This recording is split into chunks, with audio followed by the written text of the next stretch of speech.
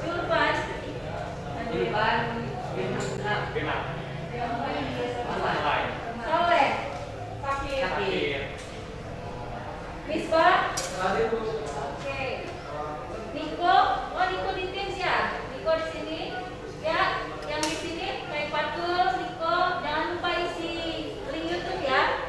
Ada pasti juga anak kancil, anak benak ada di meeting. Kita belajar bareng di sini, yang di rumah dengan yang di sekolah. Mudah-mudahan sama-sama sehat semuanya, walaupun di rumah, di sekolah ya.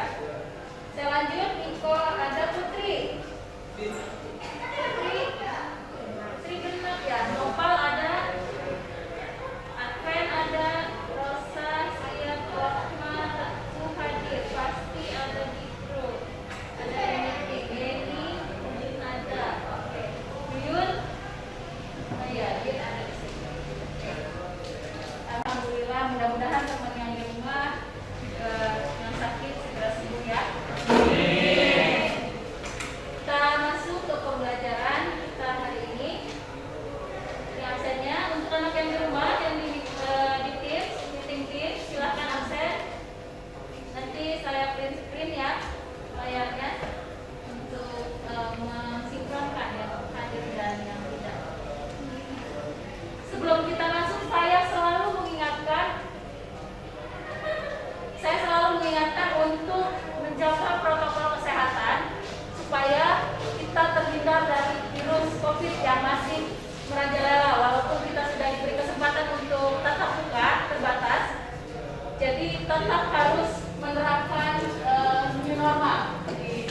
Dimanapun harus cuci tangan, di sekolah kita ya, cek suhu masuk. Begitu pulang kalian harus segera mandi dan membersihkan semua perangkat yang kalian bawa keluar. Tetap tenang, tidak usah gegabah. Masih ingat pelajaran kita kemarin? Tentang apa kemarin? Gen, DNA, dan kromosom. Ini yang persepsi yang saya tampilkan di minggu lalu tentang potret keluarga yang punya sifat morfologis yang sama, kemiripan. Ada apa kemarin yang menyebabkan kemiripan pada keluarga ini? Gennya, oke Yuki, bagus. Ini saya tambahkan beberapa gambar makhluk hidup lain selain manusia. Ini ada juga gambar ras. Jika saya tampilkan gambar ini, apa yang ada di pikiran kalian? Itu kenapa sih kulitnya bisa berbeda-beda? Iya, di sini di rasnya warna kulitnya berbeda-beda ya. Ini juga nih ras mongoloid, rambutnya nih keriting-keriting ya. Terus ada ras Caucasian juga, ada warna kulit, bentuk rambutnya yang berbeda-beda. Oke. Kenapa kira-kira? Ada yang bisa menjelaskan secara singkat? Oh iya, jadi hal yang membuat perbedaan pada itu karena gen yang mereka miliki itulah yang mempengaruhi sifat keturunan yang mereka turunkan dari hidupnya atau orang tua itu. Iya, bagus sekali. Iya. Ya, jadi dia ingat ya kemarin tentang gen itu. Gen inilah yang dibawa ke keturunan selanjutnya, diwariskan dari orang tuanya. Ras kita kebetulan tidak seperti ini, warna kulitnya warna hitam, juga masih terang, masih kelihatan. Ada yang ras kulit hitam gitu yang memang tidak bisa dirubah, mau mandi susu berapa kali juga tetap seperti itu warna kulitnya ya. Nah, jangan tegang-tegang, santai kita, walaupun sudah siang, capek, insya Allah ilmunya bisa dimanfaatkan. Kita lanjutkan. Ini kompetensi dasar, masih yang kemarin kita akan merumuskan hubungan struktur gen dan DNA, tapi kali ini kita berfokus pada RNA, replikasi DNA dan kode genetik. Gitu. Ini indikator pencapaian kompetensi. Mudah-mudahan bisa kita selesaikan pada kali ini. Pertama, menjelaskan mekanisme replikasi DNA dengan benar melalui kajian literatur. Kemudian yang kedua, mengamati struktur dan jenis RNA. Nanti kita menggunakan discovery learning. Jadi kalian menemukan masalah sendiri dengan mengkaji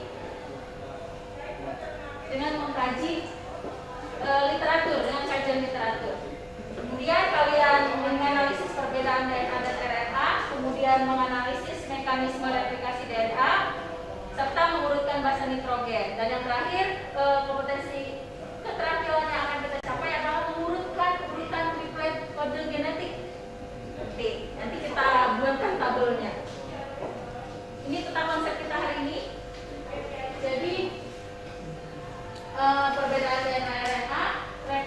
informasi DNA dan kode genetik. Tujuan pembelajaran kita menganalisis, merumuskan hubungan gen dan DNA. Itu bisa terlihat, bisa dibaca ya? Bisa. Iya. Nah, sekarang kita masuk ke pembelajaran inti. Kali ini saya kasih penjelasan dulu untuk proses pembelajaran kita. Kalian sudah saya bagi menjadi beberapa kelompok. Untuk yang di rumah itu sudah masuk ke breakout room masing-masing ya. Sudah masuk ke breakout room masing-masing. Bentar, saya cari dulu.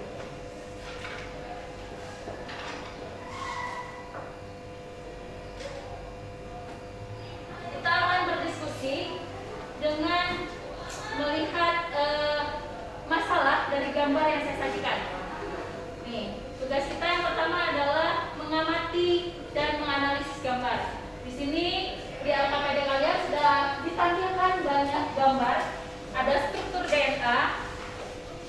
Bisa dilihat di LKPD-nya, silakan. Cocokkan. Ini ada struktur DNA, tapi digabungkan dengan basa nitrogen. Basa nitrogennya ini. Kemudian ini struktur basa nitrogennya. Lalu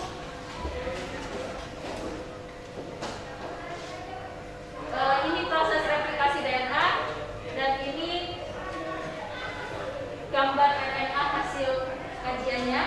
Lalu nanti ada gambar dogma sentral. Ini coba kalian kaji seperti apa bentuknya, seperti apa, dan kenapa dia seperti ini gambarnya. Nanti silakan dikaji di dalam kelompok dianalisis gambar-gambar itu. Lalu ini rangkaian proses perubahan DNA sampai menjadi asam amino, dan ini kode genetiknya. Ya.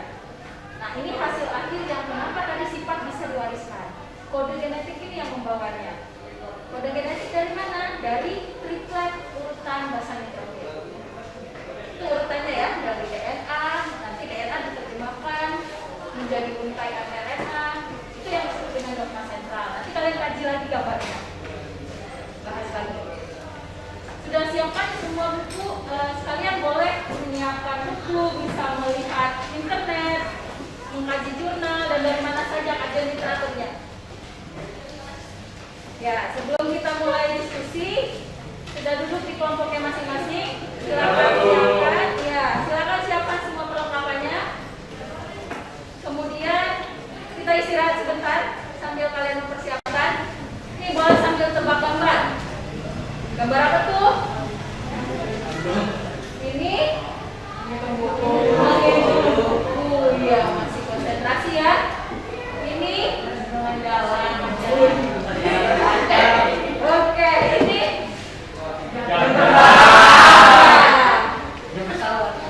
ini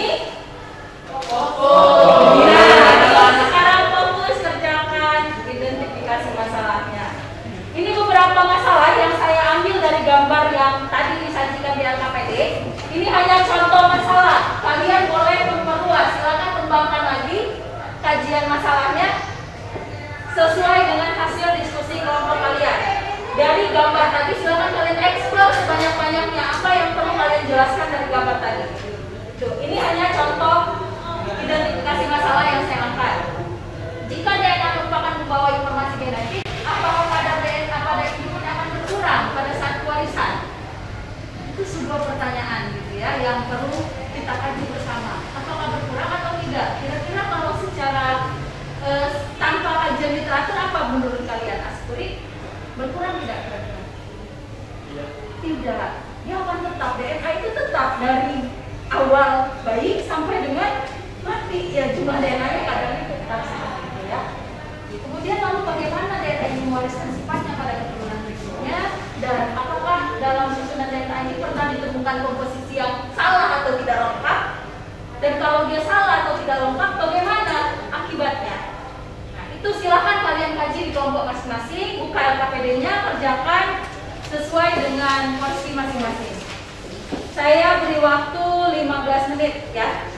Jika ada kesulitan, boleh tanyakan dengan saya atau diskusi dengan kelompok yang lain. Silakan diskusi.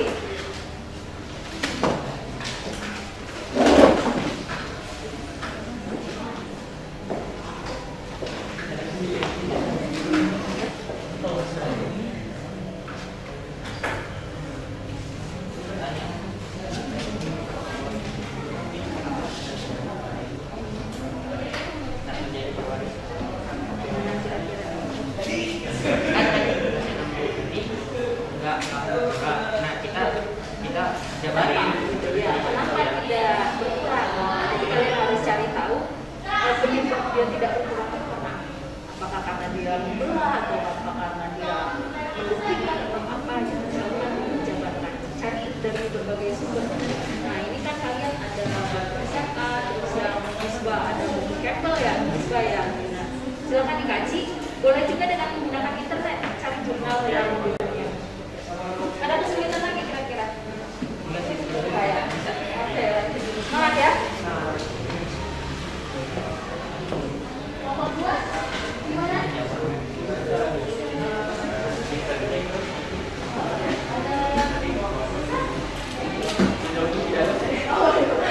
Lanjut persoalan. Iya, banyak juga nih bukunya. Silakan dibaca. Iya, referensi. Kelompok ini tentang apa? Iya.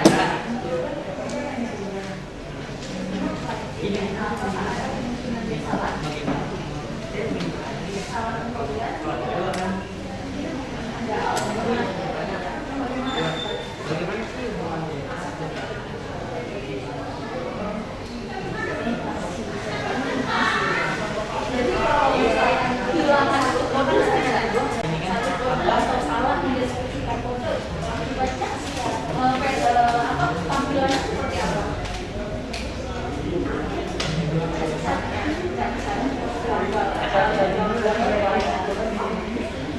Oke, lanjutkan lagi. Cari sebanyak-banyaknya. Explore gambarnya seperti apa? Ya. Jadi mulai tulis jawabannya di situ.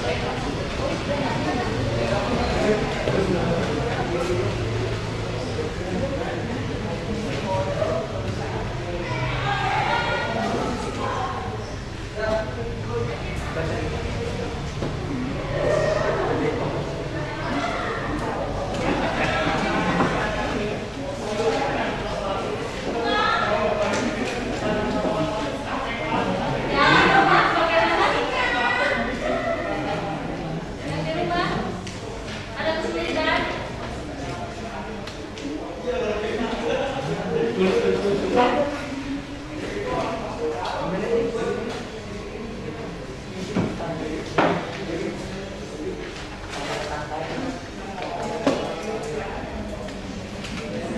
Apakah ada kesulitan yang di rumah? Tidak ada.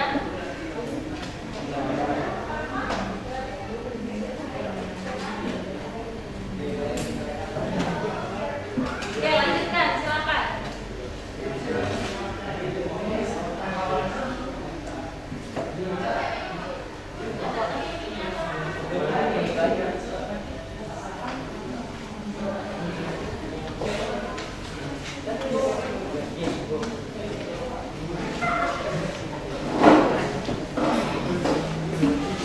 Silakan kumpulkan data sebanyak-banyaknya. Yang di rumah juga silakan analisis, gunakan semua kajian literaturnya untuk menjawab masalah yang kalian angkat dari gambar tadi.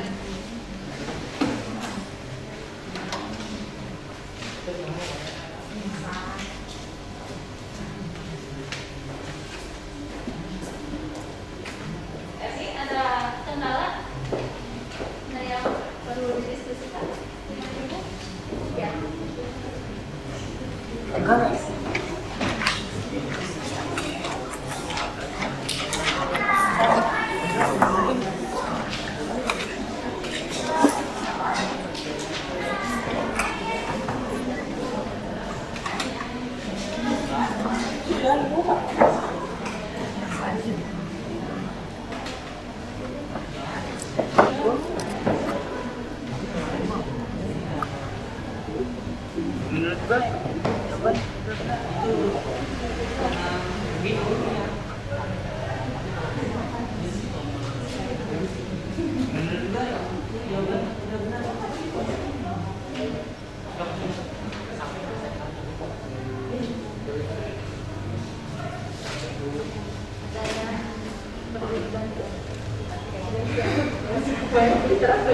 Handphonenya aja udah 3.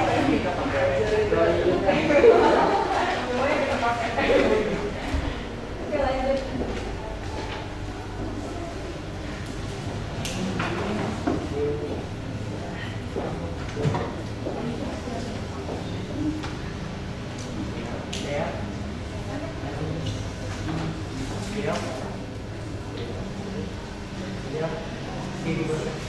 Deoksiribosa ya.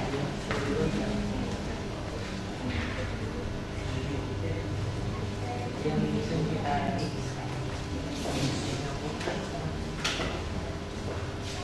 ganda. Nanti siapkan presentasinya ya. Iya. Nanti atur. Yang ini terus ya. Ganda. Dimasukkan ke LKPD-nya. Jadi nanti biar langsung bisa dikumpul.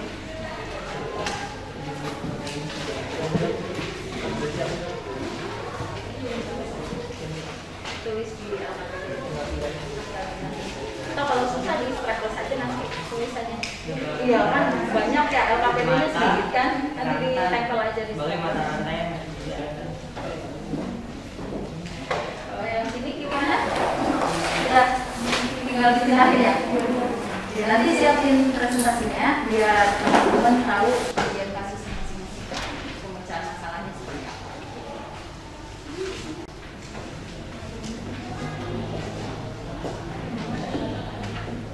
Ya.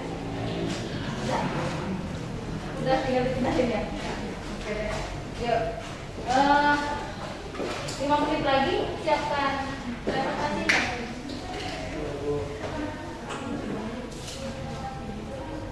Kalian boleh menambahkan masalah selain identifikasi ini ya. Silakan nanti misalkan kalian mau menjelaskan yang lain dari gambar tadi, boleh. Silakan.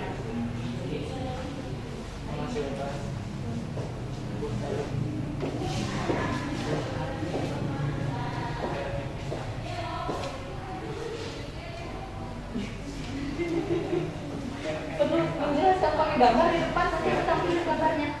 Boleh ya? Ya, nanti ditampilin. Yang mau presentasi di depan dengan menunjukkan gambarnya kan ada di sana, nanti boleh maju ke depan. Nanti kita kembali ke sana. Ya, nggak apa-apa bawa presentasinya. Biar presentasinya lebih kerasa. Mau kelompok berapa dulu mulainya? Satu. Gambarnya ini ya, satu ya, tentang DNA. Iya, Bu.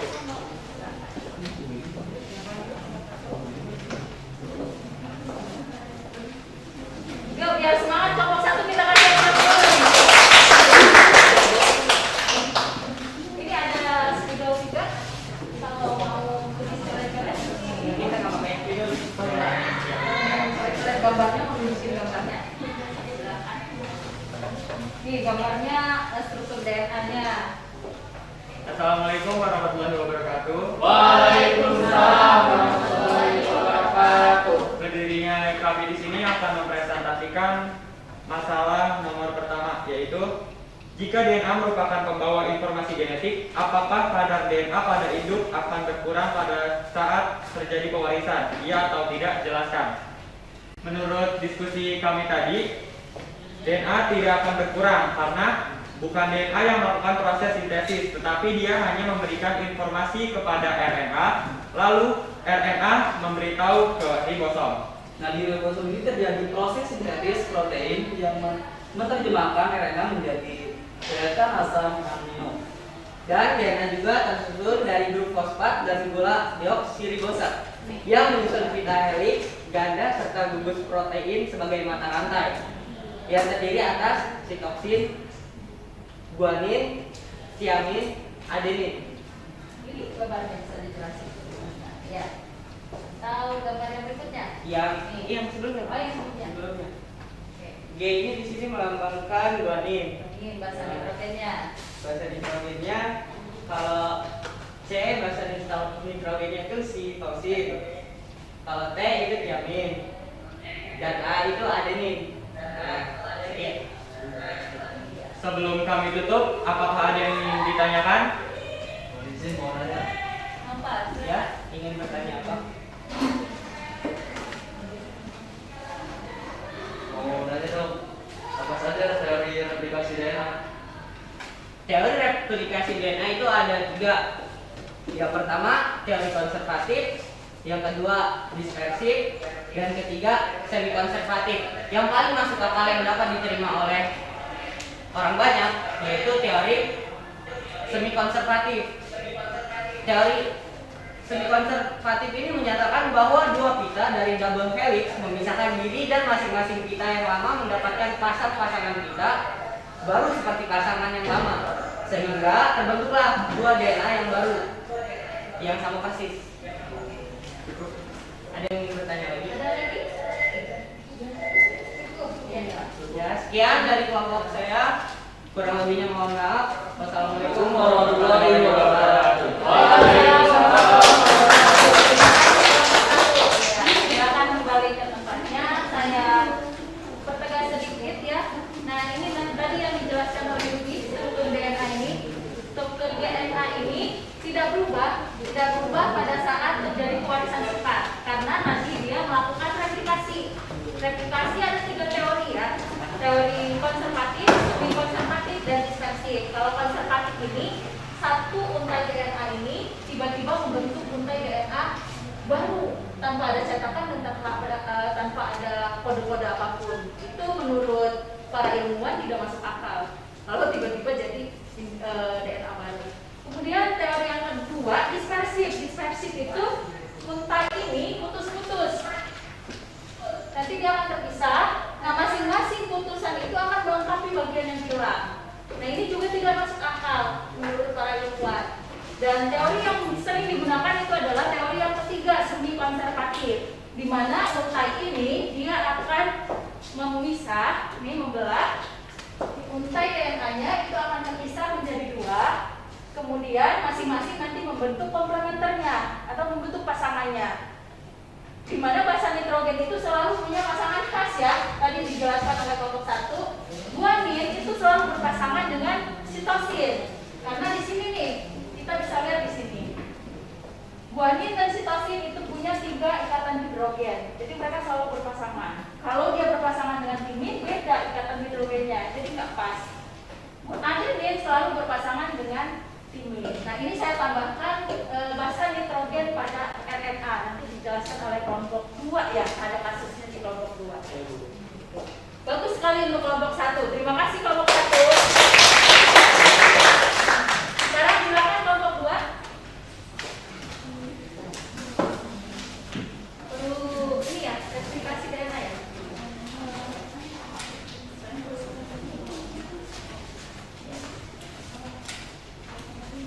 Assalamualaikum warahmatullahi wabarakatuh. Waalaikumsalam warahmatullahi wabarakatuh.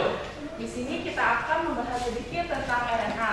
Nah, secara umum RNA atau asam ribonukleat merupakan rangkaian nukleotida yang saling terikat seperti rantai. RNA ialah hasil dari transkripsi suatu fragmen DNA, sehingga RNA sebagai polimer yang jauh lebih pendek apabila dibandingkan dengan DNA.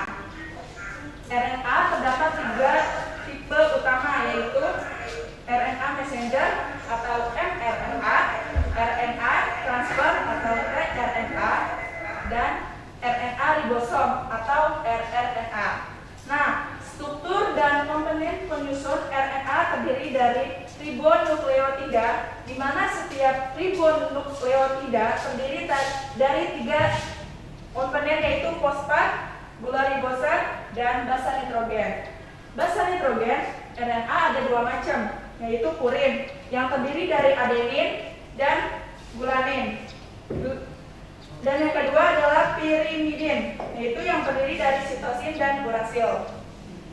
Ada yang ingin ditanyakan? Saya ingin bertanya pada kelompok 2. Pertanyaannya,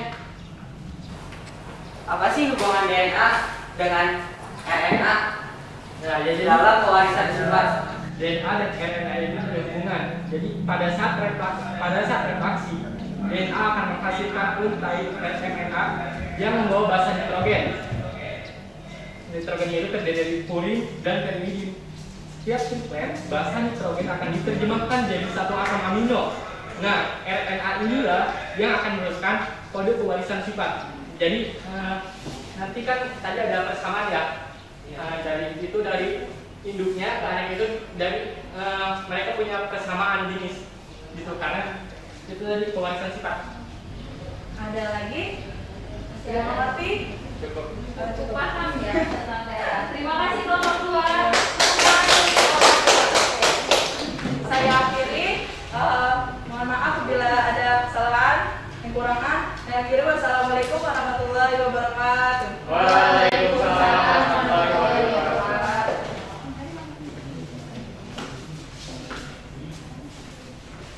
Ya, itu ya kelompok 2 tentang RNA tadi. RNA ini nanti akan dijelaskan oleh dogma sentral biologi ya, supaya kalian tahu urutannya dari DNA berubah menjadi asam amino atau protein. Nah, dari DNA ini masuk ke tahapan replikasi DNA. Replikasi DNA itu dia menggunakan atau membuat nomor dasarnya berupa untaian pendek. Untaian pendek yang disebut dengan RNA. RNA ini tadi dijelaskan ada 3 jenis. mRNA atau messenger RNA ini yang akan membawa kode DNA itu ke bagian sitoplasma, kemudian nanti akan masuk ke sintesis protein. Kemudian ada tRNA yang membawa asam amino, nanti dicocokkan dengan kode mRNA yang dibawa. Nah, itu asam amino itu nanti yang akan berubah menjadi protein, kode deretan asam aminonya. Itu penguatan untuk RNA. Kelompok 3, ayo semangat, kasih semangat dulu nih.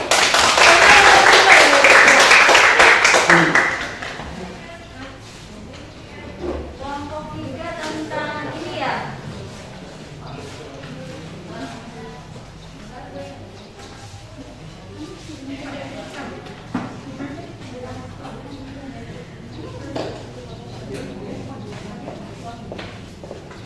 Assalamualaikum warahmatullahi wabarakatuh. Waalaikumsalam warahmatullahi wabarakatuh. Di sini saya akan mempresentasikan hasil diskusi kelompok kami tentang masalah apakah dalam susunan DNA pernah ditemukan komposisi yang tidak lengkap? Apakah yang terjadi jika susunan dasar nitrogen tidak lengkap? Jawabannya pernah, karena kesalahan yang disebut dengan mutasi dan kesalahan yang terjadi disebabkan oleh mutasi yaitu cacat. 1. Sindrom Turner, 2. Sindrom Jacob, 3. Sindrom Klinefelter, 4. Sindrom Mantel, 5. Sindrom Edward, 6. Sindrom Metapenal. 1. Sindrom Turner sifatnya individu dengan sindrom Turner umumnya memiliki tingkat kecerdasan yang normal dan mempunyai tubuh yang pendek. Jadi ada yang ingin ditanyakan? Ya, Erni, boleh. Saya penasaran dengan sindrom Klinefelter. Jadi, sindrom Klinefelter itu disebabkan oleh adanya gagal berpisah pada kromosom seks atau gonosom, sehingga setelah fertilisasi dihasilkan laki-laki dengan tambahan kromosom X menjadi XXY. Ciri-cirinya yaitu laki-laki dengan payudara membesar, tetis, mengenali, dan mengalami gangguan reproduksi. Ada yang ingin ditanyakan lagi? Masih ada? Cukup ya? Oke. Terima kasih untuk kelompok 3 ya. Ya. Terima kasih.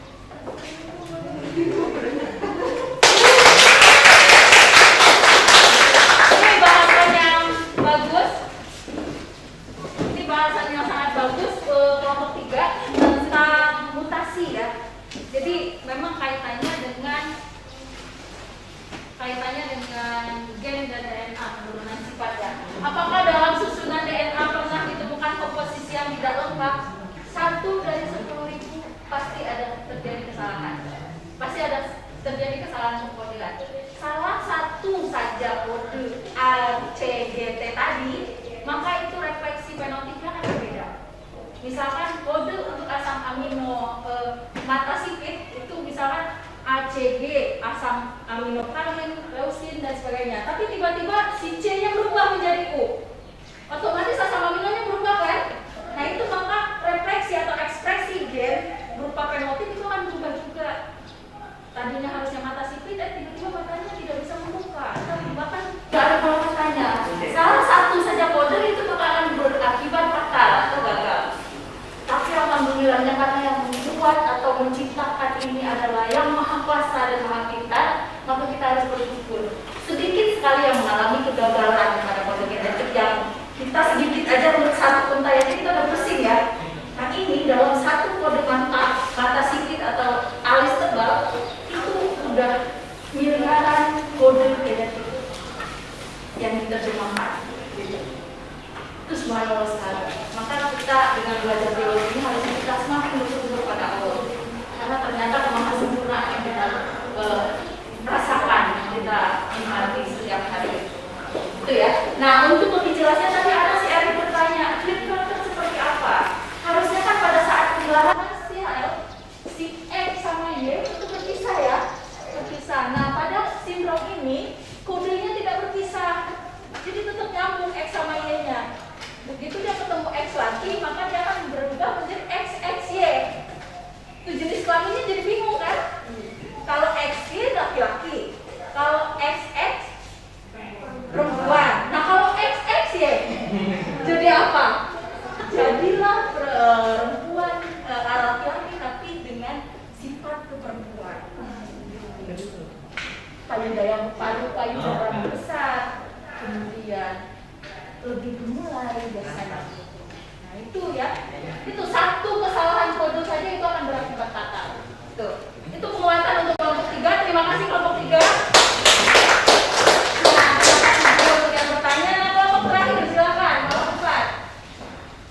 Kelompok 4 kasusnya tentang apa ini? Merangkum dari semuanya ya. Yang di rumah siap presentasi atau dikirim di ini saja, dikirim di tugas saja ya. Di rumah anteng sekali, masih diskusi yang di rumah. Sinyalnya. Assalamualaikum warahmatullahi wabarakatuh. Waalaikumsalam warahmatullahi wabarakatuh. Di sini kami akan menjelaskan tentang dogma sentral biologi. Menjelaskan mengenai proses pengubahan gen dari DNA menjadi RNA dan RNA menjadi protein. Dogma ini menjelaskan bagaimana proses pembacaan materi genetik menjadi protein yang berperan di setiap tahap metabolisme di dalam tubuh suatu organisme.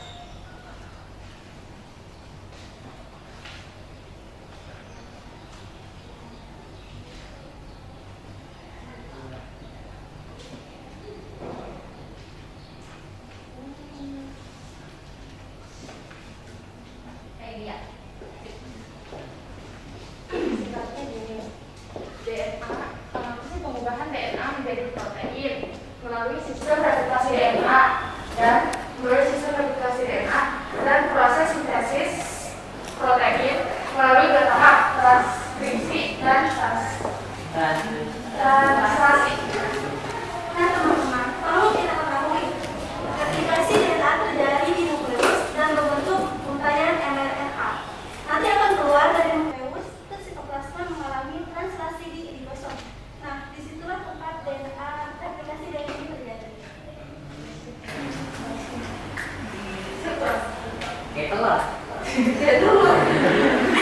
Itu animasi sel ya. Yang putih itu nukleusnya ya. Yang biru-biru itu air cairan sitoplasma. Yang mau bertanya? Mungkin ada yang bingung dengan gambar dogma sentral biologi. Saya belum ya, silakan. Tahapan replikasi DNA ada di mana aja? Di mana? Terjadi di mana? Di mana? Terima kasih atas pertanyaannya. Replikasi DNA terjadi di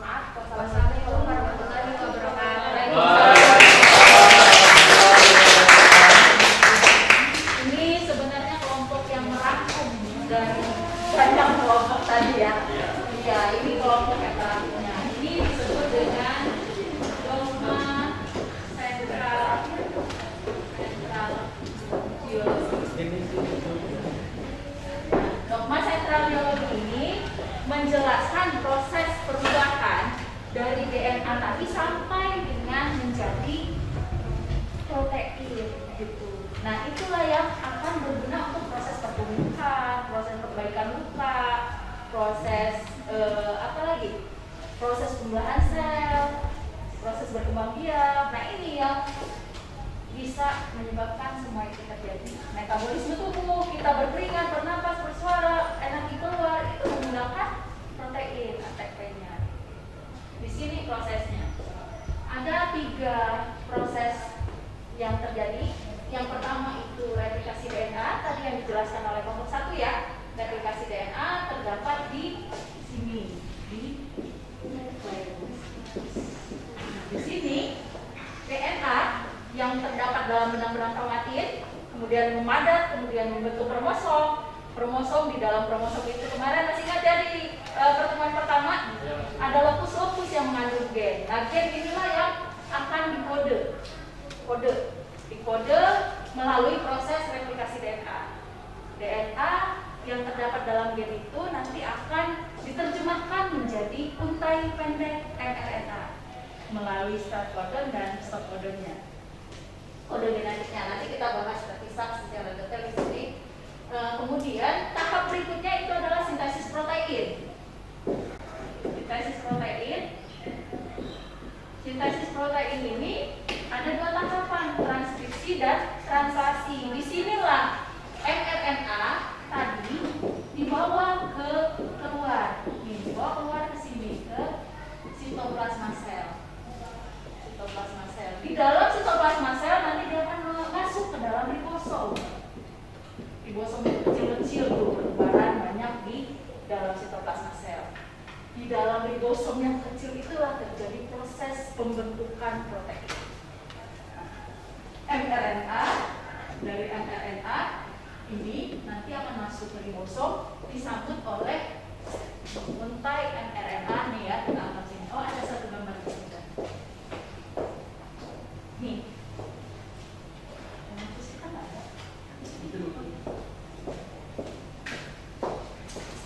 Sekalian saya kuatan supaya lebih paham lagi dengan penjelasan teman-teman tadi ya. Sini. Gambarnya jelas? Jelas ya. Ini untai RNA yang sudah dicetak di dalam nukleus. Ini rantai mRNA-nya dengan kode-kode genetiknya, dengan urutan basa nitrogen yang berpasangan. Ingat, jangan lupa pasangan itu mutlak sifatnya. Adenin selalu berpasangan dengan urasil kalau dia pada rantai RNA. Tapi kalau pada rantai replikasi, adenin berpasangan dengan timin. Kemudian guanin selalu berpasangan dengan sitosin. Nah, ini pasangan mutlak ya. Gitu. Tidak boleh ditukar-tukar.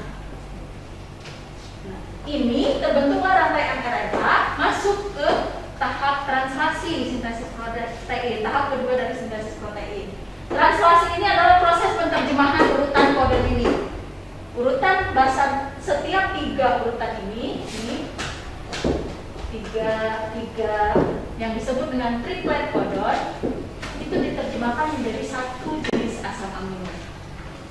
Kode asam aminonya ada di tabel ketentuan Chargaff. Sampai di sini paham tentang dogma sentra biologi? Paham ya? Iya. Kita lanjut sedikit ke kekuatan materinya. Ini untuk kode genetik. Agus.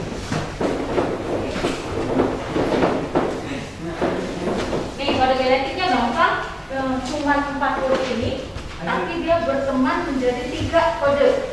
3 kode. Cara pembacaannya biasanya dimulai dari start codon. Start codon itu adalah asam amino metionin. Di sini asam amino metionin itu adalah AUG. Di sini AUG. Itu cara bacanya ya. Nih AUG. Nah, itu disebut dengan metionin.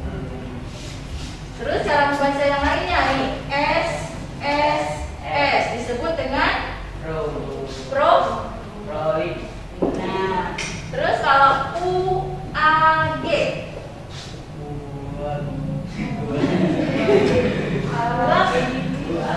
ada 3 jenis yang stop codon. Jadi penerjemahan itu akan mulai pada asam amino metionin, tapi jika bertemu salah satu ketiga kode genetik triplet ini, maka proses transkripsinya akan berhenti. Di sini titik pemberhentiannya, atau disebut dengan titik stop codon. Makanya untai RNA itu pendek-pendek, nggak panjang-panjang, karena pasti ketemu dari ketiga ini. Ini ada UA, itu stop codon juga, UAG, stop codon, UGA, itu stop codon. Yang harus kalian ingat cuma 4 ini, yang lainnya pasti ada tabelnya, ya, start codon dan 3 jenis stop codon. Jadi kalau disuruh menerjemahkan kemudian ketemu stop codon, maka menerjemahkan berhenti.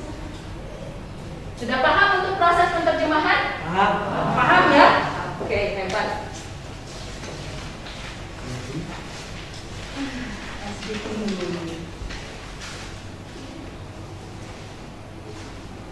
Ini ada sedikit video penguatan untuk memperkaya sambil kalian melengkapi LKPD-nya. Silakan lengkapi LKPD-nya. Dari penjelasan teman-teman tadi, silakan dirangkum di LKPD kalian, nanti dikumpulkan di akhir pembelajaran. Silakan dibuka. Ini saya tambahkan video untuk menemani kalian mengerjakan LKPD. Silakan ditulis, kemudian di halaman terakhir sekali itu nanti siapkan refleksinya, tuliskan refleksi pembelajaran tadi. Ini video ini untuk yang di rumah juga ada, jika susah putar, ada juga di Microsoft Teams di file. Di file sudah ada video, sudah ada bahan ajar, terus ada LKPD, ada bahan presentasinya juga sudah ada. Itu untuk kalian belajar.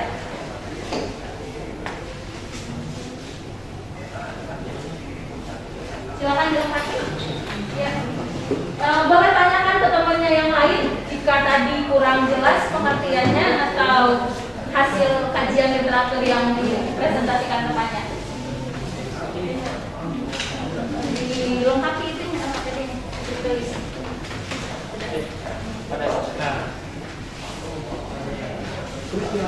Nah itu tadi perbedaan DNA yang ditambahkan. Coba ditulis di situnya.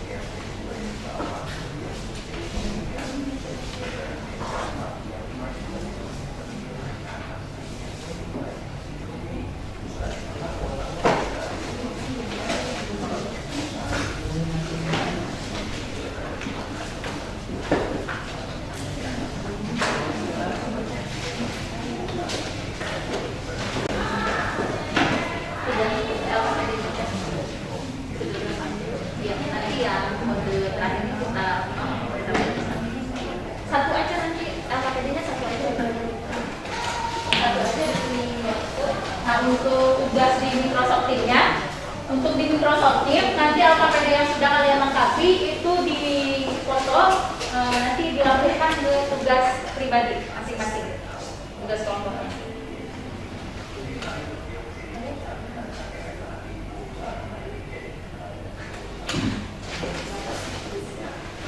Sudah selesai? Tuh, kita lagi.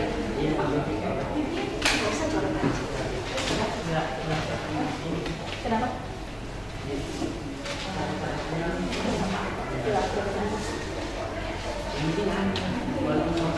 Tulis namanya ya, nama kelompoknya jangan lupa ditulis di depan.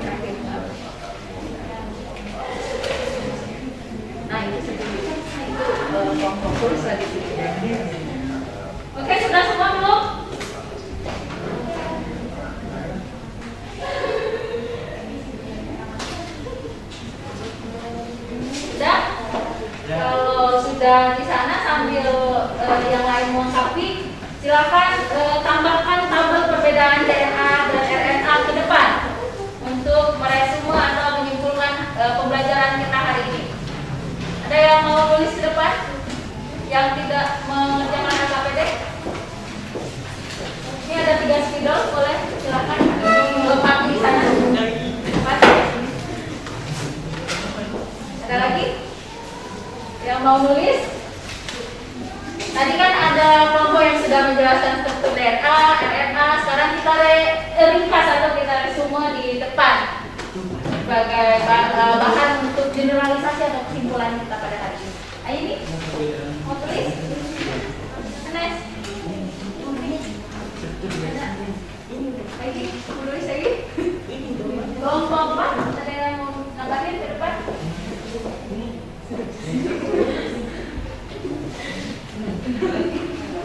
Titik. Iya, agak begini, mulai kan. Gak apa-apa di sebelahnya. Ya. Boleh. Itu kan ada pembedanya. Tinggal dilihat pembedanya otak. Kalau semuanya sudah menulis di DNA, kalian tulis di tempat yang lainnya. Ya, sambil lengkapi LKPD-nya.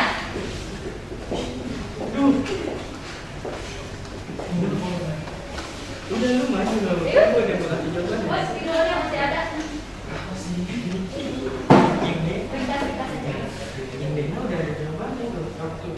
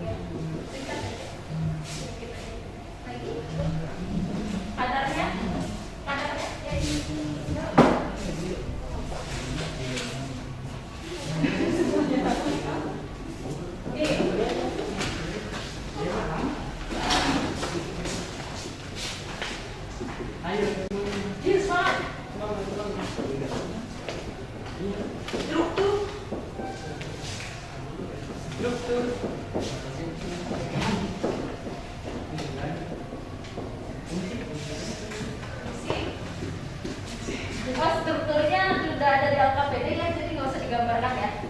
Iya, strukturnya ada di situ kan. Nanti kalau gambarin lama juga. Itu baru aja mau gambar. Oh, mau gambar? Bisa. Boleh digambarkan di LKPD-nya, Bi? Iya, Ya, di LKPD-nya gambarkan ya. Akhirnya. Ayo, Misbah. Misbah masih ada satu yang kosong tuh, Yubi. Iya, Bu. Nopal. Karena pembelajaran itu ya akan semakin ingat jika kita mendengar, melihat, melakukan, dan membuat. Itu semakin kuat ingatan kita. Dan mengulang. Nanti selesai ini kita ulang lagi. Jadi begitu mau uji kompetensi ya udah bisa. Mesra banget ini.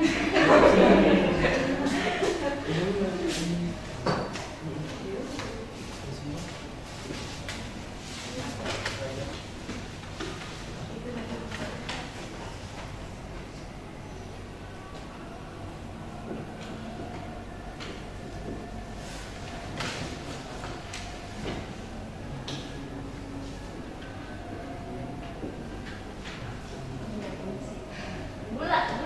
Siapa yang mau nambahin gulanya? Itu ciri khas dari DNA dan RNA. Gulanya berbeda. Yuk, terus bawa kan? Nah, bisa. Itu spidol di meja itu.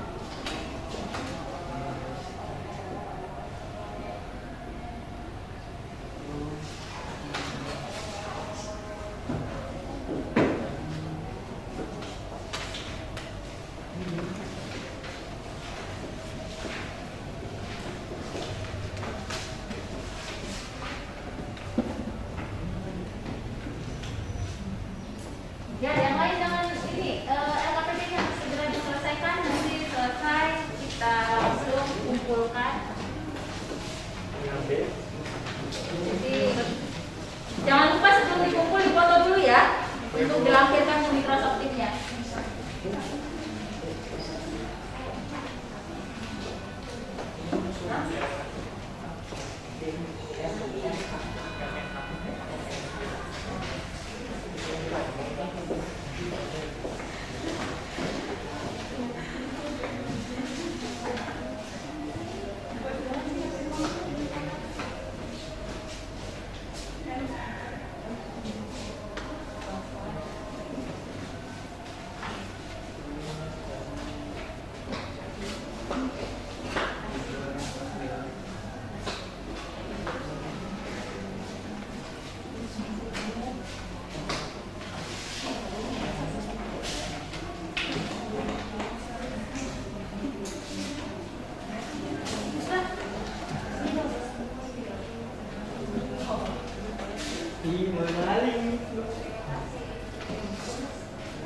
Oke, ini perbedaan dari hasil presentasi kita, jadi bisa disimpulkan kalau DNA dan RNA secara struktur jenisnya itu berbeda dalam hal letak, bentuk rantai, kadar, fungsi, basa nitrogen, dan gula. Strukturnya silakan tambahkan di RKPD kalian masing-masing. Ya, letaknya, kemudian bentuk rantainya yang paling khas, DNA itu double helix, RNA itu untai tunggal. Kemudian kadarnya, kalau DNA ini tetap tidak berubah seperti yang dijelaskan tadi, tidak berkurang. DNA-nya tetap sampai kapanpun. Dan RNA ini tergantung, tergantung kebutuhan. Misalkan metabolismenya cepat, dia butuh banyak RNA-nya untuk mensintesis protein. Misalkan tubuhnya sedang luka atau apa proses penyembuhan penyakit, dia butuh lebih banyak untuk proteinnya. Seperti itu kadarnya, makanya tidak tetap. Fungsinya juga berbeda. Kalau DNA ini untuk penurunan sifat ya, penurunan sifat dan sintesis protein. Kalau yang RNA ini hanya penyampai pesan dan pentransfer ke asam amino. Dia menunggu kabar dari DNA. Basa nitrogennya deoksiribosa, makanya kan DNA, deoksiribosa nukleat asid. Kemudian RNA, ribonukleat asid. Satu lagi gulanya udah sama di situ. Basa nitrogennya ini, maaf. Ini basa nitrogennya, basa nitrogen pada DNA itu ada ATGC. Kemudian kalau RNA itu ada A, U, G, dan C. Dia berubah di timin dan urasilnya. Gitu. Kesimpulan yang terakhir itu adalah asam amino. Tadi kalian sudah buat tabel bulat tentang asam amino. Nah sekarang kita refleksikan, dihapus. Sudah dicatat kan? KPD-nya sudah dilengkapi?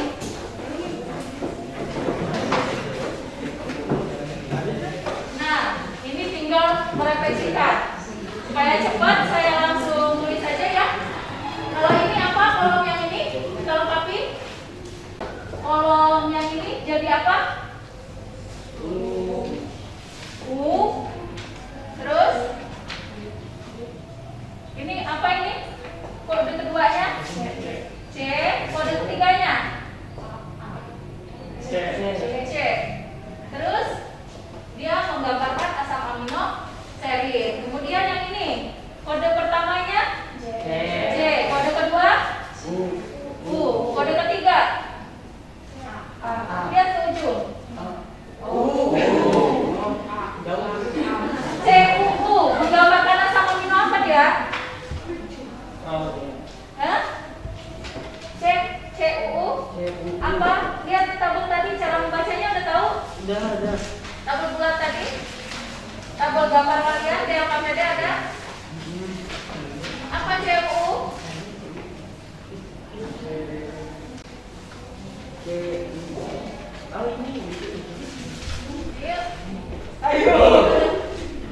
Ayo fokus. CUU nggak ada. Ada. Saya C itu S. C sama dengan S ya? Iya. Citosin atau sitosin sama. Wah, Gara-gara sudah siang sepertinya ini sudah mulai tidak fokus. Udah mulai tidak fokus. Apa itu SUU? C atau S? Hah? Apa? Apa? Hah? Coba Yumi. Coba Teguh. Ayo. SUU.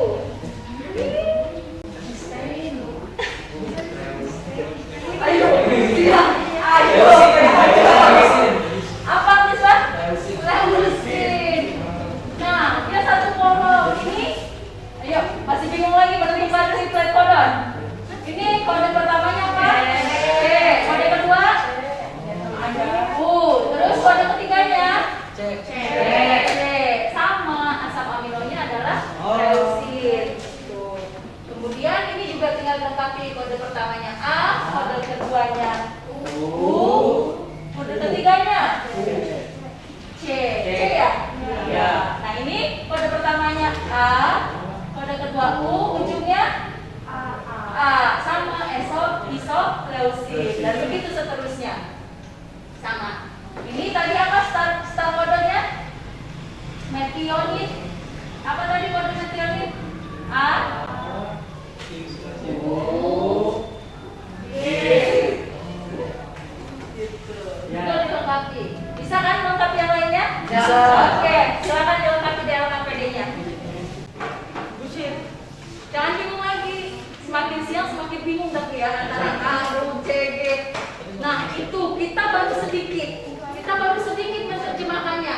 Bahkan cuma menerjemahkan menjadi satu asam amino. Ya. Terbayang nggak di dalam tubuh kita ada berapa banyak asam amino? Enggak. Terbayang saking banyaknya. Nih, saya bergerak seperti ini membutuhkan ATP atau energi. Ya. Energi itu didapat dari mana? Dari memecat protein. Terbayang nggak proses yang terjadi di dalam sini sekarang? Subhanallah, Siman bisa bilang subhanallah, benar ya? Ya. Semakin kita belajar, semakin kita bersyukur akan ciptaan Allah. Begitu besarnya kemahasaan Allah. Ya. Silakan dilanjut lengkapi tabel asam aminonya. Nah, sebelum kita tutup, ada yang mau ditanyakan tentang pembelajaran hari ini? Tidak ada?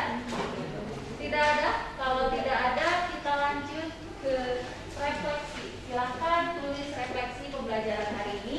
Apa tanggapan kalian terhadap pembelajaran hari ini? Lengkapi, kemudian nanti sebagai bahan koreksi kita ya. Silakan tulis refleksinya di kertas yang sudah saya bagikan. Ada di halaman paling belakang refleksinya. Ya, di situ. Tuliskan kelompoknya. Refleksinya.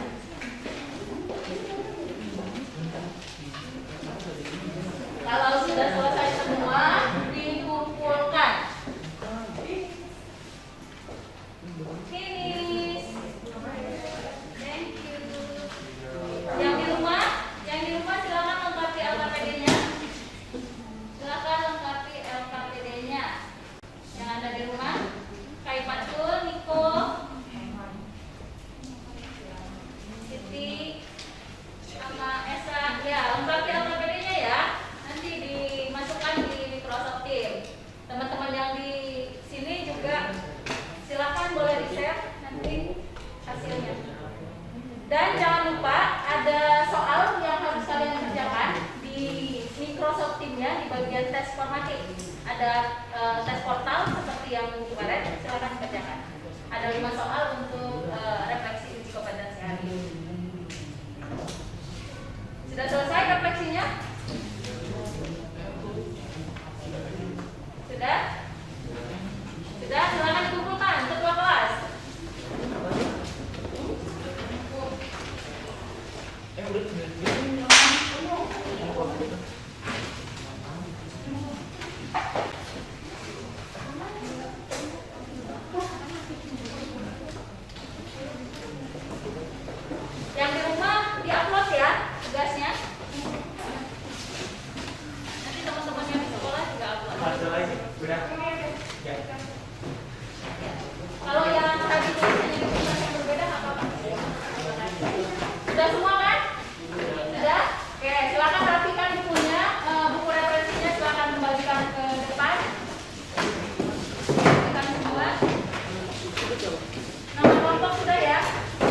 Ini punya kelompok 3 ya? 2 ya?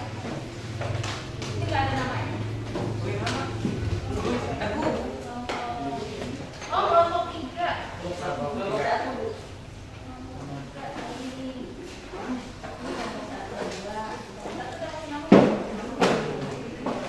kelompok 3 kasih nama dulu. 3 ya? Mana sih? Oke. Silakan rapikan. Kemudian kalau sudah rapi, kita tutup pembelajaran hari ini dengan doa. Silakan dirapikan dulu.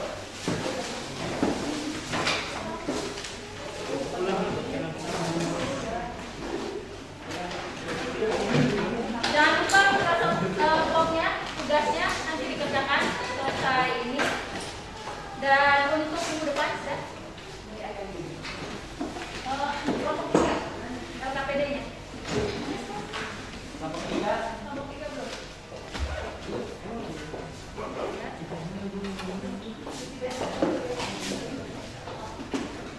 Minggu depan kita akan lanjutkan tentang sintesis protein. Siapkan apa namanya tugas yang ada di Microsoft Teams, sudah saya bagi, nanti baca, kemudian LKPD-nya di download dulu dan di print dulu biar enak untuk coret-coretnya kalian, karena sintesis protein lumayan abstrak, jadi harus banyak membaca gitu. Silakan sebelum kita tutup dipimpin doa dulu. Duduk siap, gerak. Mari kawan-kawan, sebelum kita mengakhiri pelajaran hari ini, alangkah baiknya kita berdoa menurut agama dan kepercayaan masing-masing. Doa dimulai. Doa selesai. Memberi salam. Assalamualaikum warahmatullahi wabarakatuh. Waalaikumsalam warahmatullahi wabarakatuh. Yang di tim silakan boleh keluar dari ini.